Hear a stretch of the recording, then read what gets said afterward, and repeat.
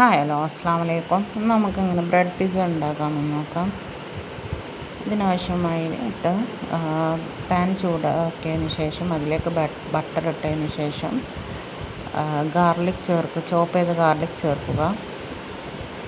അതിലേക്ക് ഗാർലിക് മൂത്ത് വരുമ്പോൾ അതിലേക്ക് ചിക്കൻ ആഡ് ചെയ്ത് കൊടുക്കുക.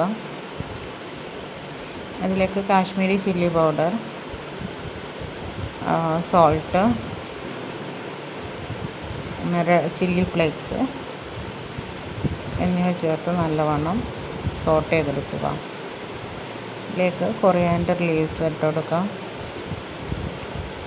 ടൊമാറ്റോ പ്യൂരി ചേർത്ത് കൊടുക്കുക. കുറച്ച് മിൽക്ക് അല്ലെങ്കിൽ ഫ്രഷ് ക്രീം ആഡ് ചെയ്യാം.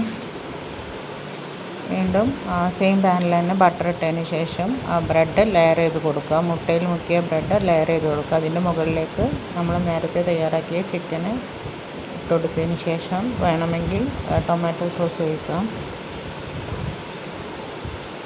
അതിന് മുകളിൽ ചീസ് ആഡ് ചെയ്ത് വെക്കുക. പിന്നെ വീണ്ടും മുട്ടയിൽ മുക്കിയ ബ്രെഡ് വെച്ചിട്ട് കവർ ചെയ്തെടുക്കുക. ചുറ്റോടിട്ടും ചീസ് ഇട്ട് കൊടുക്കുക. തിരിച്ച് കുക്ക് ചെയ്യുക.